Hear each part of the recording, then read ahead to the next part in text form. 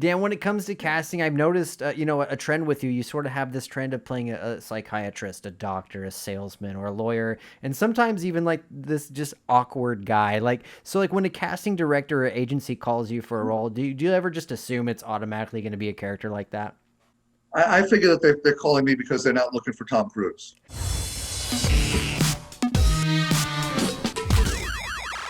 What's up, guys? Chris Canote here with The Chris Canote Show. I hope your guys' week is going great. Mine is off to a good start. Halloween was awesome. The weather here is beautiful. Fall leaves are changing. Love this time of year. I also love today's guest. Guys, he is known for Curb Your Enthusiasm, American Violence, The Los Angeles Ripper, some of America's favorite TV commercials, and so much more. Ladies and gentlemen, I give to you the one and only Dan Jablons. Dan, thanks so much for being a guest on the Chris Canote Show. Hey, well, thanks for having me. This is very cool. That was a very lovely introduction. I was like, ooh, who's coming? That's really exciting. Dan, what a great time to be an actor right now. Am I right? Yeah, oh yeah, it's perfection. You know, what's nice about it is that it gives you that kind of solitude that you need to really get your character defined, all that incredible time alone in your house with no other actors around. Fantastic. What is COVID Well, like? actually, in a lot of ways it is. It gives you a chance to sort of, I've learned a lot, actually. I've been to, obviously, as we all have, I've been to 8 million Zoom meetings and webinars and stuff like that, and gotten a chance to hear more from some casting people about how they view some of these tapes, and really gotten to perfect my echo casts and my the home-based stuff. So it's cool, and things are starting to cook again right now. I've gotten actually more auditions in the last couple of weeks than I've gotten in a long time, so I'm excited. I'm hoping that things are going to turn around. That's excellent. COVID is just such a strange thing. I know so many people right now who actually have had it or are fighting it currently, and it's just so strange. I cannot wait for this thing to just eventually hopefully go away. To me, it's like, look, I don't mean to minimize it, but one of the weirdest things about it is, because I know people who have had it and gotten over it, and the weird one for me is that you lose your sense of smell and your sense of taste. So that means like eating is almost like exercising. It's almost like working at that point, right? You're not doing it because you actually enjoy that moment, but you're doing it because you're working on like whatever muscles in your face and to give yourself some food. But can you imagine? I can't even imagine eating and not having any taste to it at all. It's very strange. I have a few friends, and they said that is the number one symptom, that they still haven't gotten the smell back or the full taste sense back. And they said it's the weirdest thing, and it's been probably 3 or 4 weeks now. They said it is slowly coming back. That would be the Wow. weirdest thing for me too. I mean, because yeah, you don't know when are you hungry, when but my friend had a great perspective. He's like, all the foods that I hate that are like really good for me, I'm gonna take Right. advantage and just like eat a radish Exactly. or eat a whole onion or some garlic or Right. Right. something. But This is my moment to get over the whole kale thing, right? I'm with you on that. So that's right. the other thing is so weird is that, I went to Ohio State, which I should say the Ohio State University, or else they take away your diploma. So I went to the Ohio State University, and this weekend I watched the game on TV. And first off, there's nobody in the stands, but they have cardboard cutouts of people in the stands, which is already bizarre, right? And then they piped in like artificial crowd sounds from like prior games and stuff like that. And I went, oh my God, if this isn't the most bizarre like science fiction movie ever, but now the football game, they aren't even, they have to put in a fake crowd. So weird. That one was like, this is really not right in a lot of ways. So there you go. It really is bizarre. But you did mention that you guys are able to slowly get back to filming out there right now, correct? Well, I've been watching all the stuff from the unions very carefully, and I have some friends that are starting to shoot some stuff, and I'm seeing things happening. Again, I'm seeing more auditions than before, and there's lots and lots of dialogue now about, what are the rules, and I know the unions all work together to negotiate, like, how does that work? What does it mean to go on set now? What's the testing to do? How do they isolate you? The hard part, really, I think, is I have one friend who's a producer, and she said the hardest part is that their production costs have gone up by anywhere from 25% to a third for anything now because of all the COVID stuff they've got to do to make sure that everybody's safe. Which is, it's not like doing this was cheap already, right? We work in an expensive industry, but now to add another whole layer of cost on the top of it means, man, you got to be sure, I guess, and it's going to affect production. But hopefully this won't last that much longer. I mean, we've got a ways to go still, but I'm hoping we get out of it sooner than later. Yeah, from what I'm understanding, it's going to eventually just become, I think it's called an endemic, which basically it's just kind of a common thing that's kind of circulates every year, unfortunately. But I do think I actually had dinner last night with my friend who's a doctor who thinks it is going to hopefully eventually get weaker as just time goes on. It's going to take a while, but that's the hope. I hope he's right. That's correct. She. I had a fan write in. Bobby Zellers wants to know if Dan had to be quarantined for 2 weeks, locked in an apartment, would he rather be with Tom Green or Andy Dick? Those are my choices? Those are your choices. That's it? That's okay. It. Gosh, that's all. I think I'd have to go with Tom Green. For no other reason than just, he makes his faces make me laugh. He does that sort of like raised eyebrow thing. I think that's probably where I would go. Yeah, I think I'd be a little scared to be locked in with Andy Dick, to be honest with you. Great. Honestly, I don't think I'd have to stock up on a whole bunch of other things actually to make it work for Andy Dick to be in here. You know what I mean? So. I actually had Andy on my podcast a couple months ago. Man, what a character! I will say, he is funnier than ever right now, though. I mean, he really is. He's doing good. Yeah, he's doing good. He is so funny. I saw him on your thing, which was great, and then I saw him on one other like talk show, and he was hilarious. He's a very, very funny guy. So I wish him the best. You have some really great people on your podcast, by the way, Chris. Not for nothing. You have some really, really great people. I'm honored to be part of the gang. Oh man, well I'm honored you even wanted to be on this thing, man. This is just something I do for fun, but dude, I love it, and it's really getting a lot of hits and it's really growing. So thank you so much for being a guest, man. Very, very cool. And that's our show, ladies and gentlemen. No, I'm just joking. Oh, that was quick. Okay. Yeah.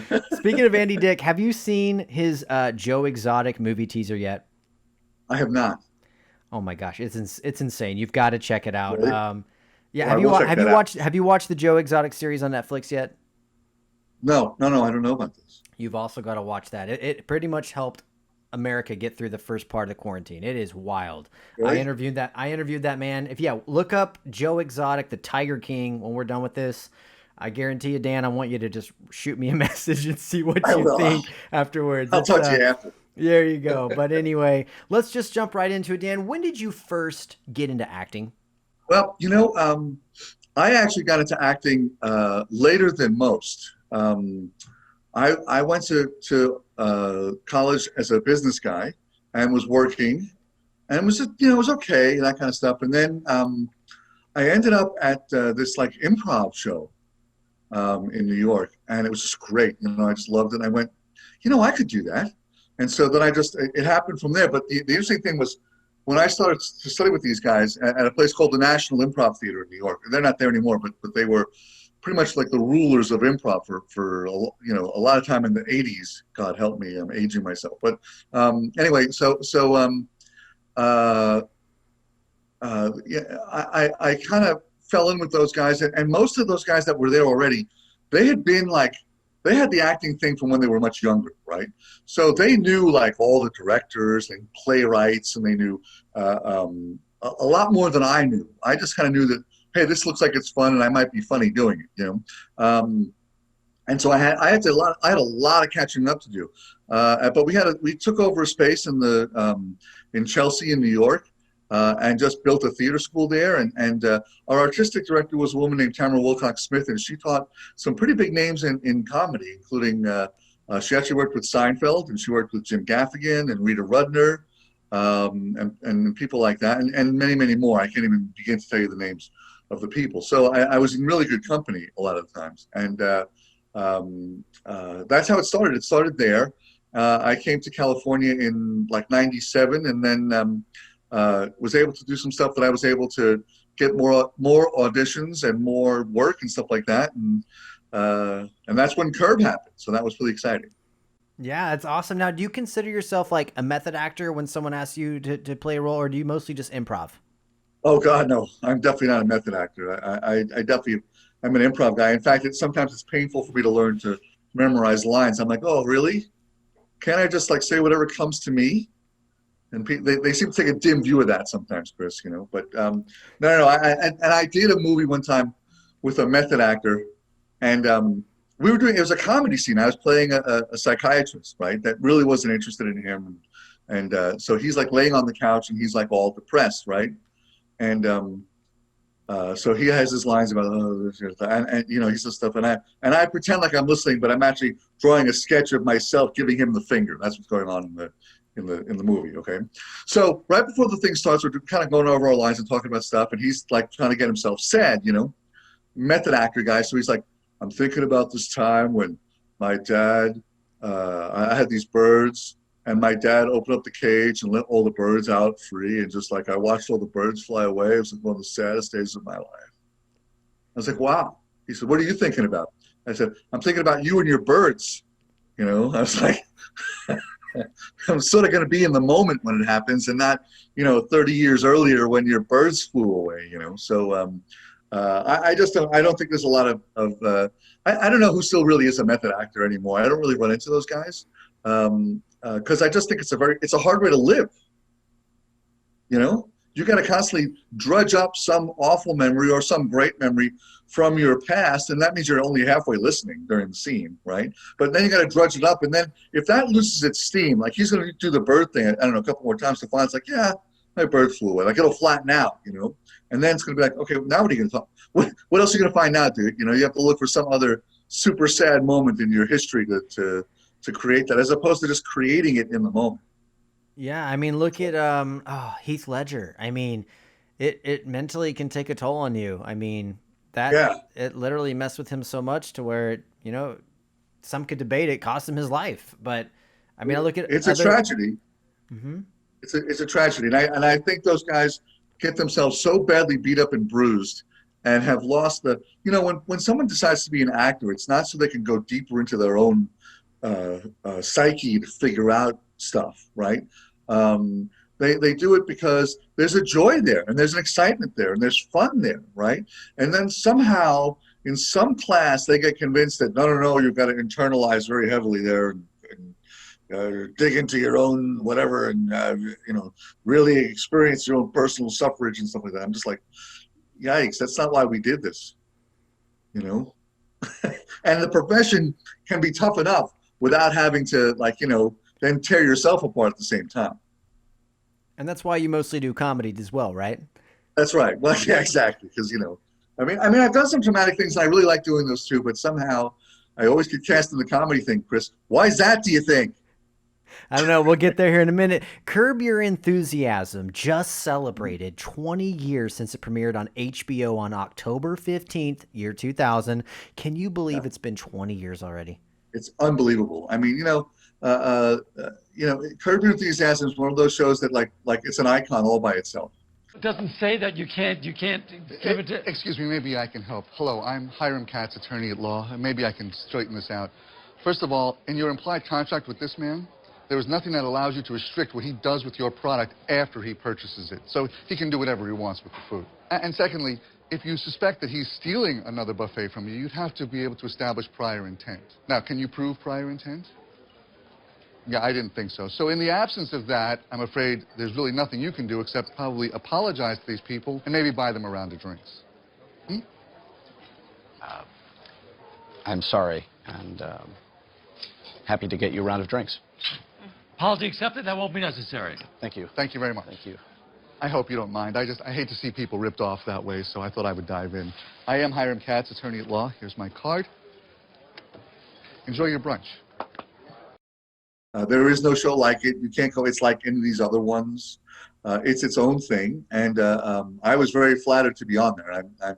I still, to this day, as crazy as it sounds, sometimes I get recognized for Curb, even though I did it a long time ago. But someone will be like, "Oh, episode 801." I'm like, "Wow, that's some serious comedy nerddom right there." Like they can name me by my episode number.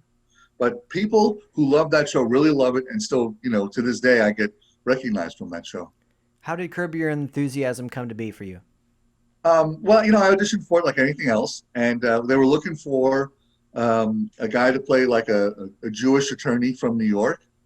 And I thought, okay, if I don't get this, I'm going back to school. I'm going to get my accounting degree. I mean, honestly, it's like, nothing. And when I auditioned for it, actually, interestingly enough,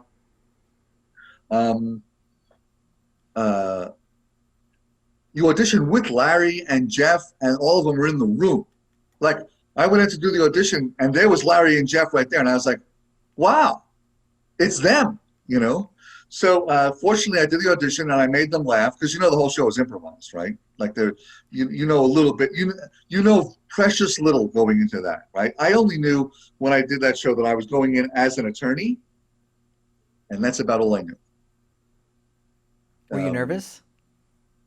I wasn't nervous about the improv, but I'll tell you a funny thing that happened during the first day. So the first day I'm there, and I'm on the set, and they put me in my trailer, which was fun, and then they knock on the door, they come and get me to do the costume thing, right? Costume girl picks me up, takes me over to the costume van, finds a suit for me, puts me in the suit. Then you go into another van, over to some building, up the escalator or up the elevator where the office is, and David Steinberg is directing. Okay, David Steinberg is a huge name in comedy, right? Been around for a long time. I used to watch him when I was a kid, right, on the Smothers Brothers and all kind. So I'm actually as starstruck, if not more, about David Steinberg than anybody else, right? So I'm like, oh, it's David Steinberg. So he looks at the suit, goes, looks good. Go in front of Larry. Go in front of Larry. Don't really like it. Okay, back down the elevator, into the van, back to the thing. Second suit, back in the van, up the elevator, back in front of Steinberg. Like this one better. Good. Go see Larry. Not so much. Back down the elevator, back in the van, back to the thing, put on a third suit, go to see Steinberg. Looks good to me. In front of Larry. Not schlumpy enough. Back down, back in the van, go to get the costume, fourth suit, go in front of Steinberg. He says, don't even come to me anymore. Obviously, Larry has something very specific in mind, right? So now I get in front of Larry, and by the sixth suit, we've got it nailed, right? So finally, Larry turns to me and he goes, gee, I'm sorry. And I go, Larry, it's just putting on clothes. It's not like I'm digging a ditch here or anything like that, right? And I don't think Larry expected me to say anything remotely like that at all, So that was fun. And then I did my scene with him, right? And the first question he says, we're just gonna, I'm hiring you in this scene. I go, great. So we shake hands, and he says, are you sure you're Jewish? And I go, did you want to check? Right? Okay. So now people laugh at that line. He yells cut, and he's gone. Right? He's like off. And it's that moment where something's just not going right, right? So I'm like alone on the set, like looking around, and the crew is kind of like, like I know I've done something terribly wrong, So he comes back, he says, just say you're the real deal. Okay, good, I'm the real deal. We shake hands a few times, and then it's like cut. But in between each cut, right, Larry's like shaking his hands and shaking my hand and smiling like this, right? Then cut. And then he would turn away, right? And I'm like, oh, man. And, before you do the show, you think to yourself, oh, the guy's going to be like loving me. I'm going to be at his house for Thanksgiving after this. We're going to be like best buddies. And now I've completely disappointed him, right? So now I'm going to come back. That night I go home and I go, you know what? I've been doing improv for a long time. I can't get thrown by this. I got to just do what I do and that kind of thing. So I come back the second day, and the crew is going, oh yeah, there's the guy. See, there he is. That's the guy that did it yesterday. And I'm like, I'm already like pariah, So Susie Essman is there on the set, and she turns to me and she goes, wow, you really do have that Alan Dershowitz look going. I go, Susie, I grew up on Long Island. Guys like me were farmed like salmon, right? And then Steinberg turns to Larry and says, he is funny. And after that, it was fine. So it's almost like prison. You have to cut somebody, see, and then you're okay, right? So it's like that. But it was a great experience for me. I mean, I learned a lot on that set, and they were really, really nice to me. And I got to meet, almost the entire cast. I got to, Jeff was there, and Susie Essman was there, and Bob Einstein was there. He was super nice to me, and I had fun talking to him during the breaks. He'd be like, I still talk to Fuji, It was great. So, but I had a great time doing that show. And I, one other thing that happened as a result of that show, if you search my character's name, Hiram Katz, on Facebook, a guy I've never met created a Hiram Katz Facebook page. And it's just pictures of me and different artwork of me as Hiram Katz. He just kind of fell in love with the character and did this whole thing. And there's a couple hundred people that follow that now. So it was just a phenomenal experience for me. Well, the character you played forever crowns you, and you were just amazing, my man. Well, thank you. It was fun to do, and I've done lots of improv where I've been, as part of the typecasting. So I was kind of ready with some attorney nonsense, but it was fun to do. I had a great time. Are you still in contact with Larry or any of those guys? Larry, come on over. Say hello. No, Larry.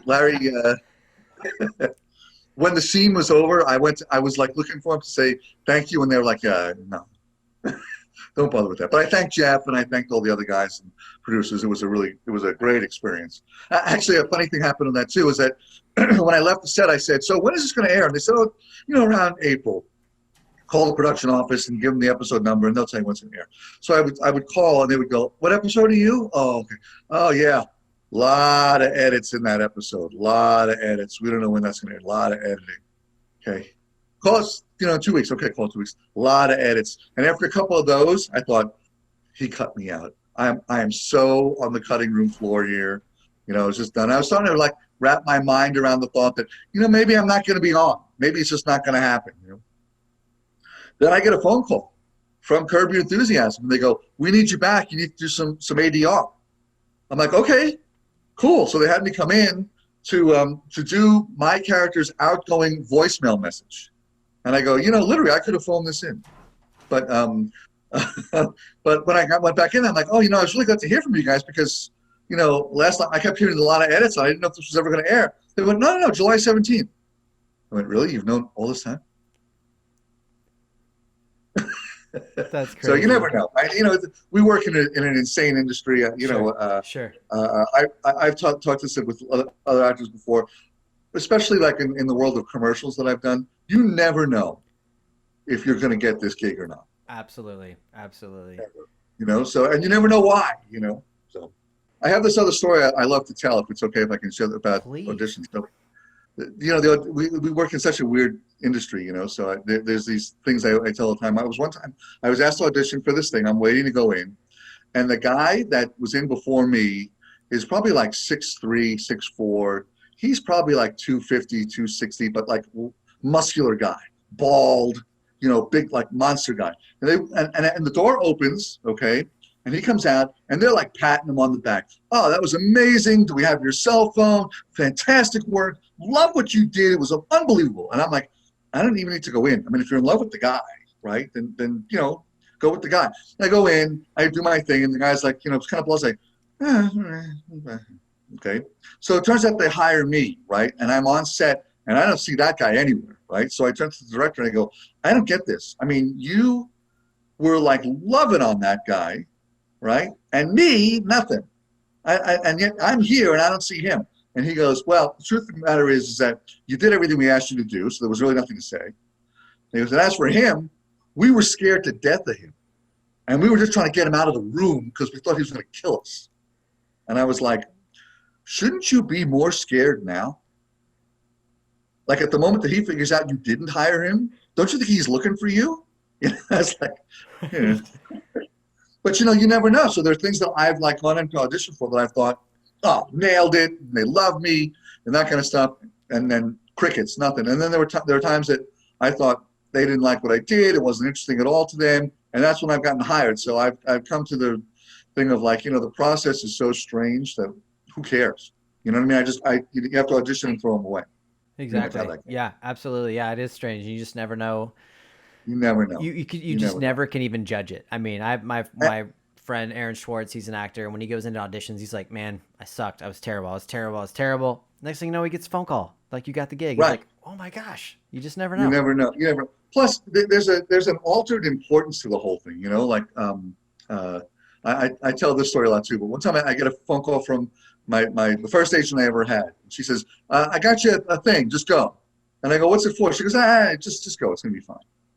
This should have been the warning, right there. But anyway, so so I go and I'm reading for I won't say the product, but it's a stomach medication kind of thing. Okay, and what it is that there's a bunch of us guys that we're going to be surrounding a girl in an elevator, and we're all going to be a different stomach ailment. Right, that's kind of surrounding her, and we're all going to have our ailment like in black T-shirts written there, like right across the T-shirt there. So I will be reading for the coveted role of constipation. It's like super exciting, right? So I get to be constipation. Forget King Lear, okay? I'm going to be constipation, baby. That's what we're talking about, So so we're all kind of in our groups, right? There's constipation, there's bloating, there's diarrhea, and so we're kind of waiting to do our thing, right? And the casting assistant, right? He comes out and he goes, "Oh, wait, none of the diarrhea guys are here." Oh, so one of the guys in the constipation group, in my group, says, "Hey, well, listen, if it helps move things along, then maybe some of us could read for diarrhea, right?" And the guy goes, "No. We have a very specific look in mind for diarrhea. So we're going to wait." With that, he spins on his heel and takes off, right? And my guy now is like he's all like reverberating because he knows it's over, right? He pissed off the casting guy. It's done. So I turn to him and I go, dude, in this town, you're either constipation or diarrhea, and it's been that way since the 40s, and you cannot cross that line ever. It's like, I mean, the guy was like so like miffed over we have a specific look in mind for diarrhea. So we're going to wait, it's like, and really hit him with the finger, the whole thing. Like, oh my gosh, that's hilarious. I was like, seriously? This is over like insane. So, yeah, like an antacid commercial or something crazy. Yeah, it's just, and this, some poor girl's going to be surrounded by like 8 dudes in T-shirts that say like bloating across the T-shirt, big bloating thing. Hey man, he's taking his job seriously though. You got to give him some credit for That's it. Right. That's right. Yeah. No. Listen. And you know what? I've had some really great fun on some commercials. I've done some really fun ones. And I've gotten some. It's been nice the whole way. I can't complain about any of it. But I also, it's like sometimes when it gets too serious, I just have to go. Okay, wait, we've gone a little too far here. Absolutely, absolutely. Are there any stories that are just horrific where you're like, I walked off, I couldn't go in there, it was totally red flags everywhere, or are they all been pretty good? There was one where I did I was doing a short film, and I was supposed to play some character who had a bad cough, and what they wanted me to do was like pound my chest, and then it was wearing like a white T-shirt. I'm supposed to pound my chest, and then I'm supposed to like have internal bleeding. Yeah, your face says it all, Chris. That's exactly it. It's like, wait a second, that wasn't in the script. She goes, yeah, I added it just now. You did. You added it just now, you clever little thing, you. So as the thing went on, and they were trying like to get this thing done, get in that kind of stuff, it got to a point where I was just like, you know what, dude, it's just not happening. But I will tell you another funny one that I had. I got to do a horror movie, which is unusual for me. I don't usually get to do them, but this one guy named Craig McIntyre does a lot of these, like, there's kind of a culture of guys that are into that kind of horror movie. And I was pretty stoked because one of the guys that was in this movie is Lloyd Kaufman. Lloyd Kaufman is the producer and director of Trauma Films. Dude, okay? Are you kidding me? Lloyd Kaufman, dude, he's amazing. Like, I'm a huge trauma film guy. I mean, yeah. Are you kidding me? Toxic Avenger, Toxic Avenger 1 and 2, yeah. Oh yeah. So you can see him all the time on Facebook. He's doing the whole Toxie thing, right? Yeah, it's great. And I guess they made it into a musical. I mean, he's the whole thing, right? So I got to improvise a scene with him in this movie, which was and let me tell you, with Lloyd Kaufman, right? You sort of have to sort of sit back and just wait for him to breathe, because he was like, from the moment it started, he was going, and boom, he was zooming, and I was just like, just letting it happen, But he was great. He was great. And actually, on my Facebook wall, someplace, there's a picture of me with Lloyd Kaufman. I would love to interview that guy. If you have a connection after the show, I'd love to touch. I can write to him and see. Yeah, I can certainly write to him and tell him. But for this one scene, he said, "Listen, in this scene, the guy who's like my henchman, I was like the main bad guy. the henchman is going to get his head cut off by a girl with a sword, ping, like that, and she's going to cut his head, right? And what they did was they made a fake head, they put it on a mannequin, and he's wearing the only shirt that he's been wearing the entire movie. So a little bit like Jaws, we got one shot to get this right, okay? One shot only.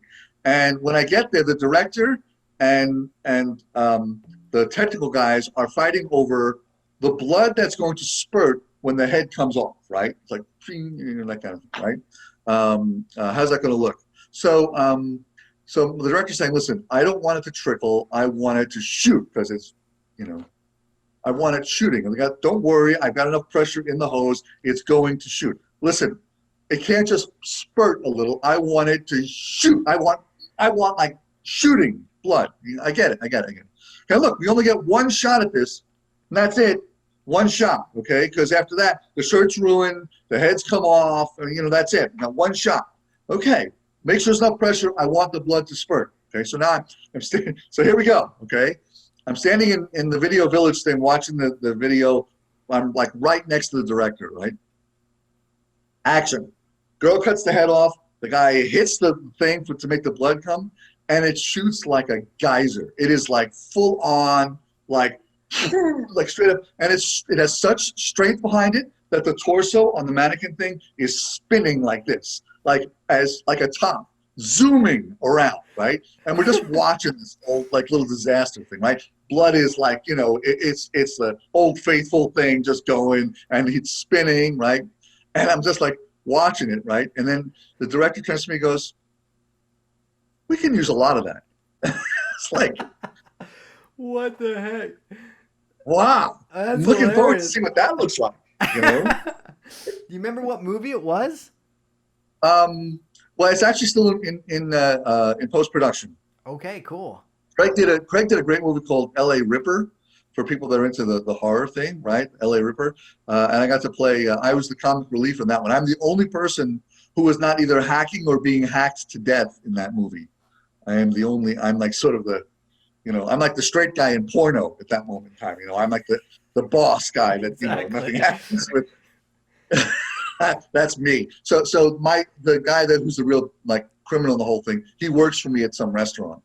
And there's like a bunch of scenes where I'm teaching him how to make tacos, and I'm talking to him, and the next thing you know, he's hacking the life out of some poor girl. Wow. Dan, let's talk about one of my favorite shows, Superstore. Now, I am a huge Kids in the Hall fan. You were on an episode titled Cloud9 Academy. Tell me, did you get to work with Mark McKinney? I did not, and I was bummed about that because I love him. I'm a huge Kids in the Hall fan. Ever since, there were two things that got me on Kids in the Hall, by the way. One was when, I'm pretty sure it was either Dave Foley or Bruce McCullough came out and said, I'm sorry, I caused cancer. Like, do you remember that? He just kind of came out and said, it's, they're like, tell them, say it. He's like, I'm sorry, I caused cancer. That one, and when they were in canoes, they were going through an office. Do you remember this? They were in a canoe going through an office, and they were grabbing the pelts of businessmen, and they were grabbing like their suits as if they were like furs. Yeah. So, I didn't get to work with them. I worked directly with America Ferrera, and we got to improvise some stuff. And unfortunately, the episode ran long, so I didn't get to do as much as I wanted to do. But I had great fun with her. She was a great improviser, and we had, and I just had to be. A weird. My scene on that one is like they accidentally find themselves, instead of being in a retailing class, they're in a class of undertakers, a whole bunch of guys that run, funeral homes, right? And they kind of bang into me as they're leaving because they was going to the wrong place. And then she and I improvised a bunch of things where I got to be the creepy funeral home guy. Because nothing says leading man on your resume than like creepy funeral home guy. But that was also, they just let me go on that one, which was really fun too. They just let me improvise a bunch of stuff, and it was really, really fun. What a great show. I mean, and speaking of resumes, you've got an awesome resume. At this point, Dan, do you still usually have to go in for casting calls or submit self-tapes, or do you every once in a while just get a phone call and they're like, hey, we need you, we want you? I've gotten a few of those, which is always amazing when it happens. When it happens, you're just like, what happens then is I have to say, look, I'll be there in a couple of days because my head gets so big that I can't get out the door, right? Like my ego just goes to the roof. But I've gotten a couple of those, and then or I will get, like just this past just a couple of days ago, I actually got casting requesting me to submit a self-tape for this one thing. I mean, the whole casting thing's changing now, right? Because we're all self-taping, either live or doing the echo cast thing where you do it. And so now we're not only actors, but now we're cinematographers and directors and editors and stuff like that. And so, and for me, the part that I miss most is meeting the people. Now you get a thing and you get an email, and then you shoot the thing and you go, thanks. That's it. You don't ever get to meet anybody, you can talk to them, you don't get to sort of like, let them see what your personality is, that kind of stuff, which I think helps me get cast. So I get the reasons why, and I'm just thankful that I'm getting auditions, but and getting to do some stuff, but I miss the days of being in the room. I agree. Just that this whole COVID thing's just a mess. Like, I just can't wait till it's over with so we can get back to that human connection again. It's really important. That'll be nice. Yeah, it's going on for way too long, and so we need to figure this out now. It just needs to stop. Let's just tell it to stop. It's like a bad dog. Bad dog COVID. You hear that, guys? We just found the answer right here. There it is. Stop okay? COVID right now. Get me Fauci on the phone. I'm going to straighten it out right now. Fauci, just tell COVID to stop it, damn it. Just stop. Don't do that. So. There's a skit right there. There's a skit somewhere in that. So no question. Dan, your commercial work is also outstanding as well. You did a hilarious commercial for Little Caesars Pizza. You did some other great ones for Wilson and even Samsung. Yes. Tell me a little bit about that. Well, so the Samsung one, by the way, is the one I was telling you about, where like they had some other guy that was scary, and then it was me. That's the one I got hired on, right? So that was really fun, and again, they let me improvise a lot, and that was great. It was actually 4 separate commercials, so it was a lot of work and a lot of time on set with those guys. One of the things they wanted in that one for my character was they wanted my character to have a constant, like, bloodied black eye over here. Because my character was so annoying, they figured I got punched in the eye over and over and over and over again. People were just constantly hitting me, right? So so I didn't know that part when I got cast in the thing, and they go, okay, so I get a phone call from production, and they say, hey, we need you to, we have our fitting for costumes. It's going to be Thursday at 4. I go, great, I can do that. No worries. Okay. A little while later, I get this panic phone call. Well, no, it's Thursday at 2, and the address is different. I'm like, still good. All right. Tell me, where am I going? They go, it's Dr. So-and-so's office. And I go, we're doing the fitting in a doctor's office? And they go, oh, did they not tell you about the fake eye that they're going to put in you? I go, yeah, no one told me about a fake eye. And she went, oh, that's funny. Okay, bye. Click, gone. Okay. Like, okay, what sort of like altering thing are they going to do to me? Like, what did I sign up for now? Another red flag right there, Dan. Yeah. So I go to this doctor's office, right? And he says to me, do you wear contact lenses? I go, I never wear contact lenses, because even the thought of putting something in my eye is like, just, I'm not in, right? So he's like, okay, well, look, and now I look on the wall, and it's like Brad Pitt with like some messed up eye. It's like he's got all these like super big Hollywood celebrities. He goes, I'm the eye man of Hollywood. Like, that's very rewarding. So they're going to put like all these like fake like contact lenses in me, and I'm like gripping the chair, like, because I just, they're doing it for me, and I'm like, So finally they've gone through like a large number of these contact lenses. I'm just like, really? Is it this complicated a decision? They finally pick one, okay, and they go, do you think you'll be able to do it on set? And I go, there isn't a chance in hell I can do it. Just so you know, there's not a chance. Okay, we'll hire an eye man for you. So they hired a guy whose job literally was to put the contact lens in me and then constantly like squirt the eye drops, you know, that kind of stuff. But he was great because he was also like this total research guy. So we would be talking about stuff on set. Next thing you know, he'd bust out his phone and be like looking stuff up, you know. And but yeah, I worked with the Hollywood Eye Man during the Samsung things. That's The awesome. commercials are fun. The commercials are fun because people then afterwards they think they know you, but they don't know where, and they're like, is that my dry cleaner? Is that what that is? Like, you know, they don't really know, you know. One time I was in an airport in Denver. Guy walks up to me and he had just seen the Little Caesars commercial, right? The Little Caesars commercial, if you remember, it's my giant face for most of it.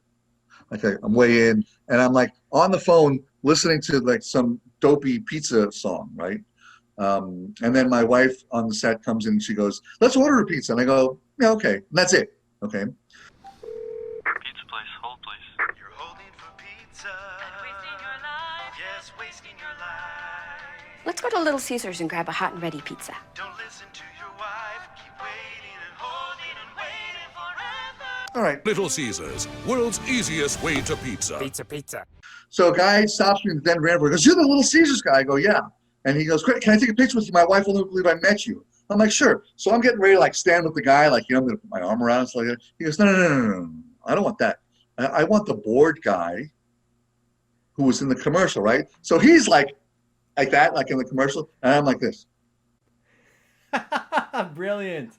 I love it. It's great. Fun. But you know, commercials are great, and they get you some really good exposure, and obviously everybody's done them. You know what I mean? So there isn't. I don't think there's an actor in Hollywood who hasn't done them and stuff like that. I love doing them. They're lots of fun to do. You get to do a character pretty quick. You're in and out. It's usually a fun group of people to work with, and it's great. So I love doing them as many as I can. I love doing them. I had a great one earlier this year, right before the pandemic happened. I did one for Facebook. I did Facebook's first ever television commercial.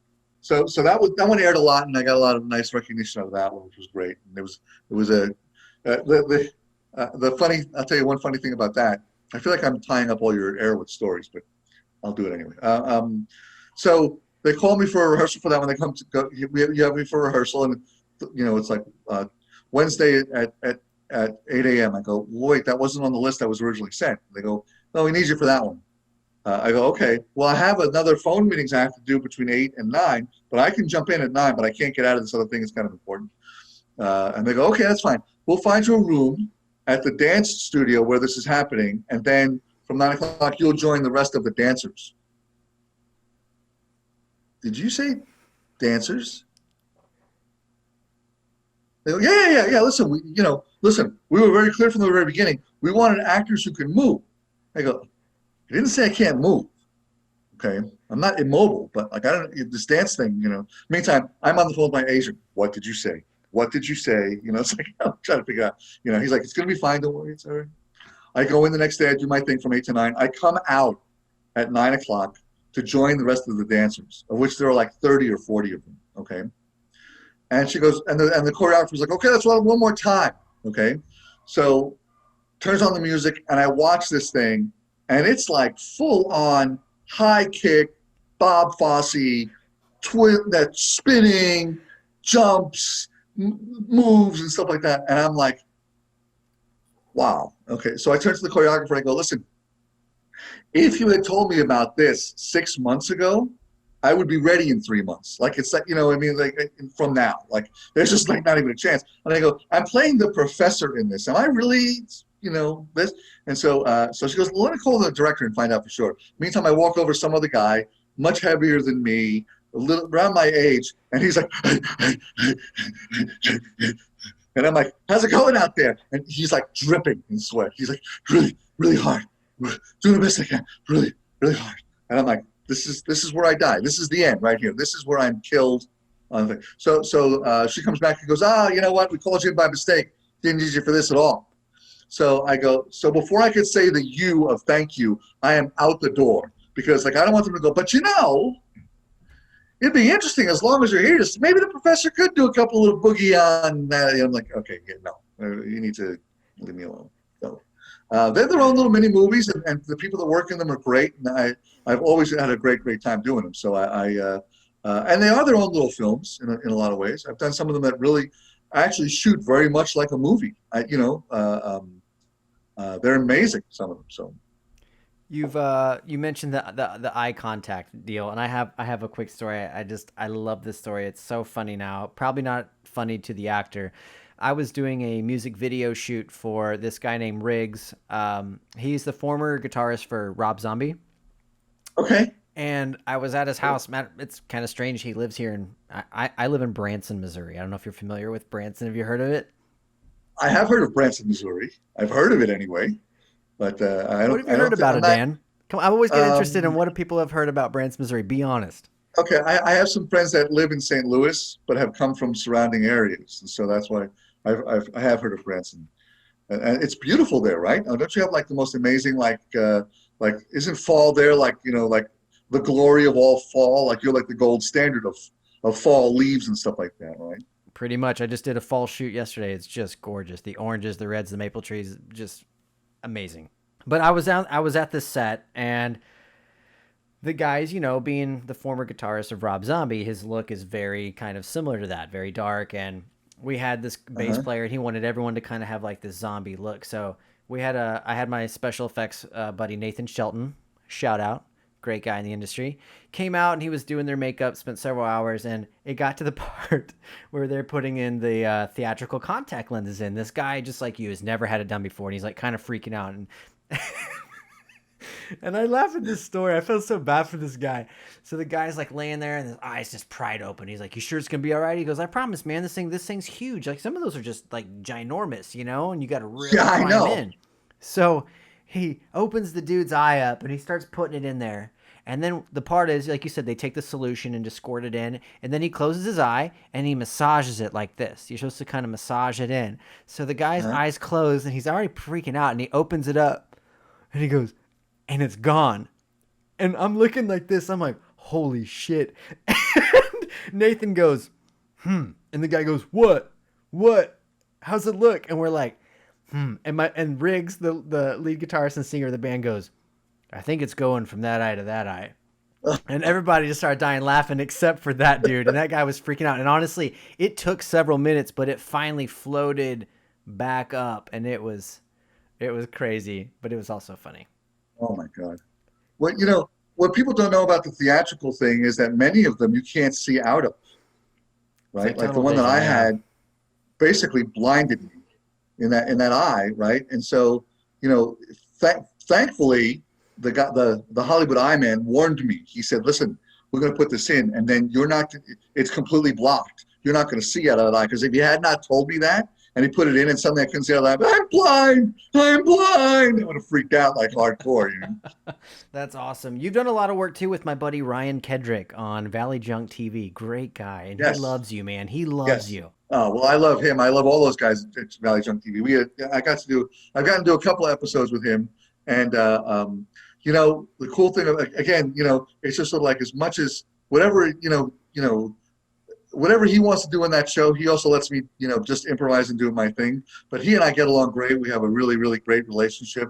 He let me play this like ridiculous agent guy, and we had fun with it. I basically was trying to sell one of my guys to a production company. I said he's sort of a mix between Brad Pitt and Paul Giamatti.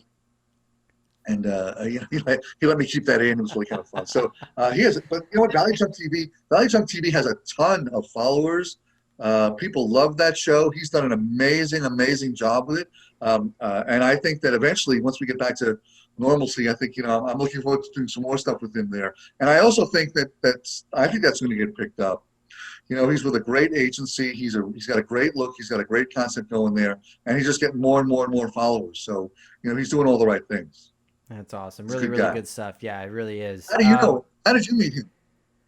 How did we meet? How do you know? I think we actually just met on Facebook. I think him and I were part of a group, and we just connected, and we both saw each other's content. We loved it. And I'm also working on a documentary. I was out in LA for a while, and I think he saw my trailer for the documentary. And we just kind of connected ever since. And so then I had him on the podcast, and now we're just kind of like this. So one of these days when this COVID thing's over, we plan on working together as well. So good. Yeah, maybe all of us can work together. That'd be awesome. Yeah, I'd love it, man. But I was glad to meet him. I really was.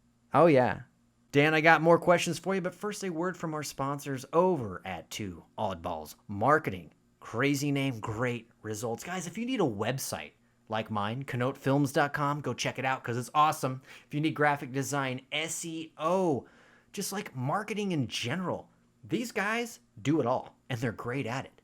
Two Oddballs Marketing, that's twooddballs.com. Strange name, awesome results. Back to the show.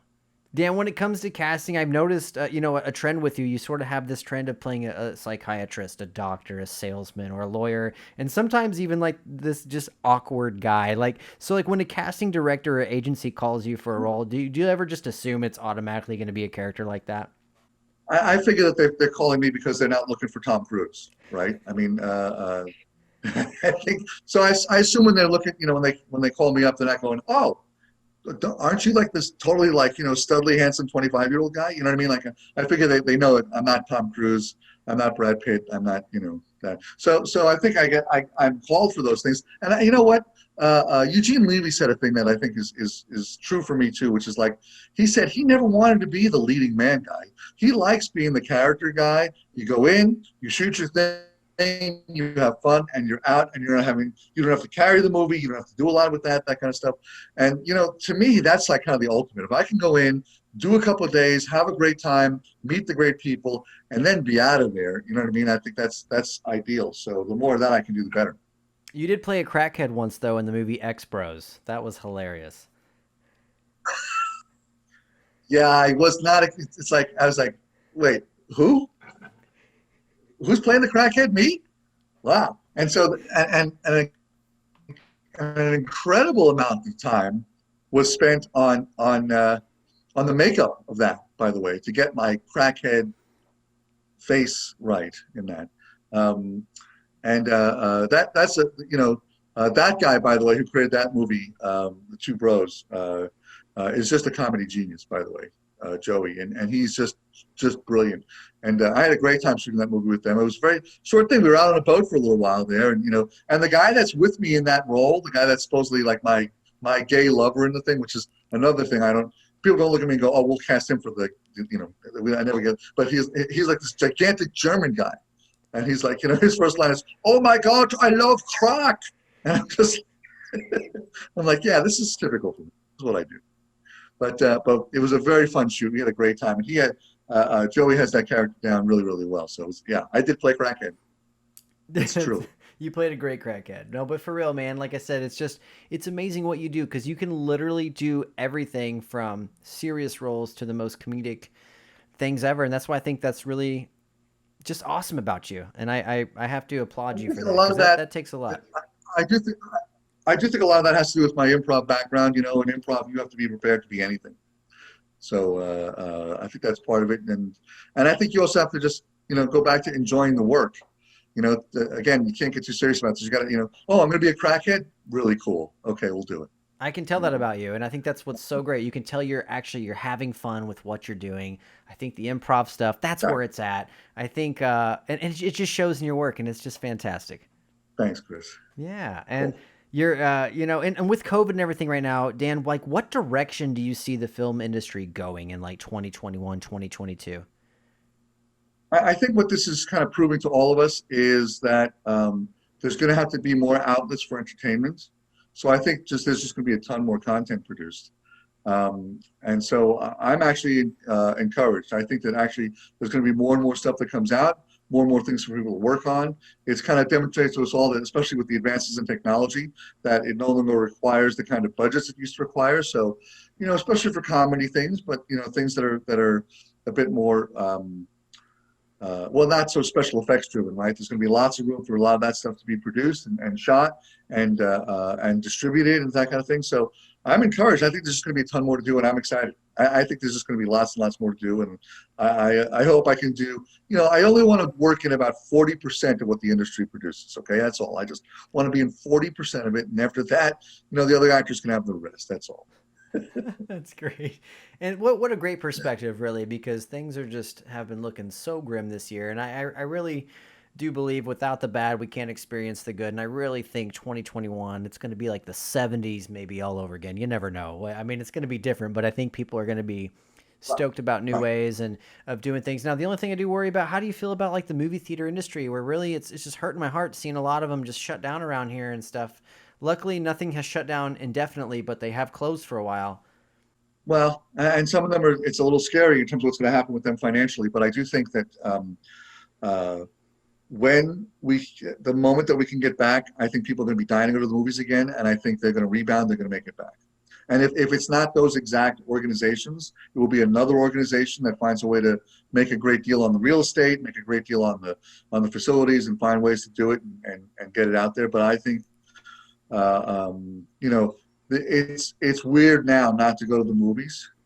It's definitely weird, but I think that we're going to be back, and the movie's going to be back, and people are going to be loving them all over again. We've had a few people in our area get very inventive, and they started bringing back outdoor drive-in movie theaters, which I think is really cool. And the IMAX, it's all over LA now. There's probably 8 or 10 of them. Wow, that's great. And at the IMAX there are 8 or 10 drive-ins right now. In the IMAX here where I live, I kind of do a lot of cross marketing with them, so I have my little marketing badge, so I get to get into all the free movies that I want, which is awesome. But I also it's been weird. I understand like population ratio. I live in a much smaller area than LA, so I've actually, and don't beat me up world out there, I've tried to support actually our movie theater throughout this pandemic when I can, not like in a horrible way, just very safe, very, very safe. And they've been doing such an amazing job, like only having I mean, honestly, I'll be honest, like there's only like maybe 5 of us total in there, and it still sucks seeing that. But at the same time, it's like I just cannot see our film industries just shutting down. It would suck. But I think you're right. I don't think they are. I think it's going to be like just a big boom next year. Everybody, it's in the human condition. It's in the human condition to want to get out and do stuff and make memories. And I'll tell you what, Dan, it pisses me off that some of the generations watch movies and experience them on these devices. Movies are not meant to be viewed on a cell phone. They're just not. You got to have that experience.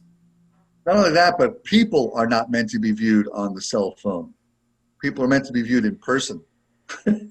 Absolutely. Absolutely. So, crazy times. But Dan, your IMDb list is just incredible and still growing strong. Tell us, like, what are you working on currently, and what should we watch out for? So I've been cast in this thing called Emergency LA, and they're in pre-production now and just getting some of the financing together. But I think we're going to shoot that next year, so I'm excited about that. There's one other project that I really am not supposed to talk about. But I can't do that. But there's one other one, and it's been quiet for a while, but things are starting to pick up now. So I think there'll be even more things, and I'm excited. I actually, like we talked about before, I had a casting person reach out to me specifically for a commercial, so I'm hoping that happens. That's going to be so strange to go out there, do this whole like COVID safe set deal. I don't know what that looks like yet, but every casting notice you get now has paragraphs about like what they're doing to be safe with the whole COVID thing. So we'll get through that. But, hopefully we'll be back to normal soon. Yeah, I just had a friend because they're starting to shoot a little bit. But that's what's coming up. So hopefully that and much more. Excellent. Yeah. Yeah, I think exactly. I think we have a little bit of a lag here, cool. But one of my friends just started getting back into the scene, and he had to quarantine for like 2 weeks in a hotel, and then they had to test him, and then then he got to shoot, and then I think they kind of started all over again. It's been quite the process, but hey, at least you guys are getting back into it, so that's great. Exactly. Cool. Dan, where can we find you at online? You can go to danjablons.com. I'm right there. My email is dan@danjablons.com. I'm not one of those people that goes like, well, you've got to go through my people thing, and in fact, even with the curb thing, there are still people that like, if you search for Buffet Lawyer episode on YouTube, you'll see there's I don't know if you saw this in the YouTube thing, but like someone put the scene up there, right? And then there were a bunch of people that debated whether or not what I said was legally correct. Is that like strange? So they're like, Isn't that well, something? you know, he doesn't really have the precedent for that. I'm like, seriously, I made it up right there. Anyway, so, but anybody who commented there, I've always answered them directly because I think it's cool that people like reach out and, you know, reach out at all. So yeah, you can find me, danjablons.com. And please come and check it out and see what's there. And I'll keep you guys posted on what's happening. And boy, Chris, I really am honored to be on your show, by the way. I just want to say again, you have a great podcast and people love it and it continues to grow. And it's because you're doing a great job with it. So thank you for having me be here. Dan, thank you so much for being a guest on the show. You've been such an amazing guest. I hope it was a pleasurable experience. And thanks for entertaining us throughout the years and continuing to entertain us today. Thank you. And It's very just, good. what a class act, man. You're just awesome. Well, thank you. I really do appreciate that. Do I get a mug? Is there a mug, Chris? Is there a mug for the podcast? Is that it? That's it? I feel like I could get that locally. I don't feel like that's the mug, but you know. I'll send you a mug. I'm going to make a mug just for you. Okay, good. Is it, or a home version of the game? Something, Chris. You know, we need to do something to get you out there. But thank you again. I really enjoyed doing this. It was really, really fun. Well, guys, there you have it. Dan Jablons, Curb Your Enthusiasm, LA Ripper, some of America's most popular television commercials. Right there. What a great guy. What a great dude. I love guys like this who are humble, love what they do, and just, you can tell, they have fun at what they do and they just enjoy life. And that's what it's all about right there. Guys, and Lloyd Kaufman, that would be amazing to have him on the show. I'm a huge Tromaville fan. So let's hope that happens, guys. I'm Chris Canote with The Chris Canote Show. Comment below, guys. What's your favorite episode of Curb Your Enthusiasm? Larry David's A Comic Genius, Seinfeld, you guys know. Come on. Comment below. I'm Chris Canote. We'll see you guys next time.